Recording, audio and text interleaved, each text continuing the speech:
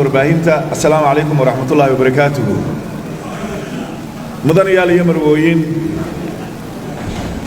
xigmad carbeed baa waxay leedahay hada aljadiidu abuhu qadiimun falaa talidu lxaya arnaba.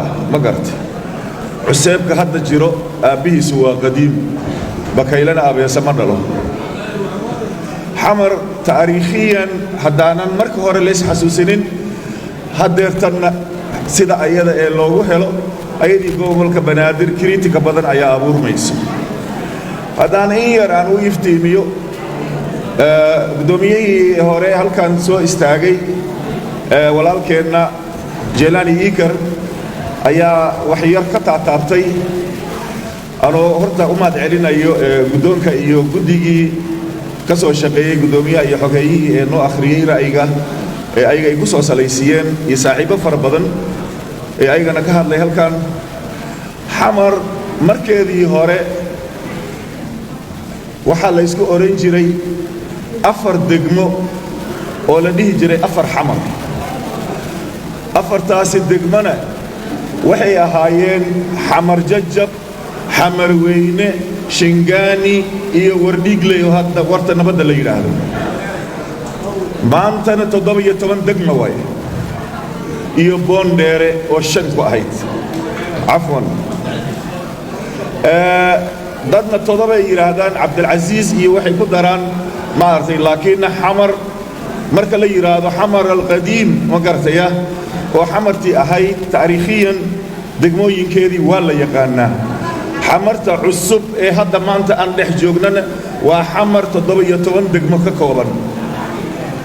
wax weliba marka lagu salaysiinayo gobolka banaadir maanta wuxuu ahaa marka la yidhaahdo gobolka banaadir labada shabeelle, shabeellaha hoose iyo shabeellaha dhexe iyo xamaroo laysku daray ayaa laysku oran jiray gobolka banaadir, oo xuduuddiisa bari marka badda ay ka xigto dhinaca waqooyina jowhar bay ahayd oo meesha ugu dambayso magaaladeeda ee ayada xuduudda lala hiiraan. dhinaca galbeedkana waxay ahayd wallaweyn, dhinaca koonfurna waxay ahayd baraawe. gobolkaasi banaadir laysku oran jiray intaasi oo ayada ay ahayd, maanta waxaa ka taagan gobolka banaadir oo laysku yidhaahdo 17 degmo. 60meeyadii waa lagu gaboodfalay muqdisho. degmooyin ee maanta caadi iska ah ayaa ka kuraas badnayd. xamar waxay lahayd 2 mise 3, walaalkeena Jeylaani sida uu sheegay 2 keliya ay lahayd. buur hakaba ayaa 7 lahayd, bula burda ayaa 6 ay lahayd, jiriiban ayaa 5 lahayd.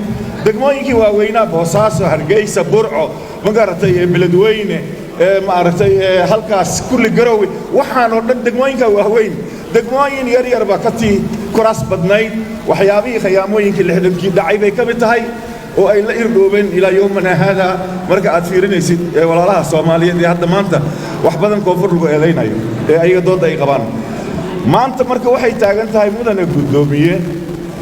annaga marka haddii ay shalay xamar 2 kursi 60kii la siiyey, maantana aan rabno inaan soo celino caddaaladdii hadday shalay ay dulmanayd, maanta ayadu laftirkeeda xamar sidee baan rabnaa inay dulmigii ooga baxdo oo aan xamar aan u siino waxa ayada ay u qalanto iyaga iyo dadka ku nool. xamar dad fara badan oo Soomaaliyeed baa ku nool. dadkii ay ku noolaayeen sida ayaga hadda ay noqon doono, qaabka ay wax u qaybsan doonaan, su'aal baa ka taagan. waa meesha matalaadda. aniga mabda'iyan waxaan qabaa xamar inaanan maanta 8 iyo 7 iyo wax la mid ah aysan xal u noqon karin. ugu yaraan waa inay heshaa 13, ugu badnaanna waa inay heshaa 15. waa in isla markaasna ay timaadaa golo deegaan. ma hayno ilaa ay hadda golo deegaan wax la yidhaahdo, sababta oo ah duqii magaalada iyo gobernatorihii hal qof baa isku ah. laakiin berigii hore duq magaalo iyo way kala saarnaayeen iyo gobernarka, waxaana dooranayay golaha deegaanka. hadda laakiin waa magacaabis. inaynan noqon karin golaha deegaanka marka la dhiso ee maamulka gobolkana la siiyo xuquuqdiisa in aanan ahaanaynin mid magacaabis ku imaanaya balse ee doorasho ay ku imaanayso meeshase ee muranka uu ka taagan yahay ee walaalaha Soomaaliyeed la rabo anaga shacbigan ka turjumayna shacbiga sidoo u fakarayo waa inaan ka soo qaadanaa minuteska sideebay dadka xamar ay u fakarayaan sideebay doonayaan in xamar loo qaybsado haddii maanta la siiyo xubno wala waxay leeyihiin xamar annaga u dhalanay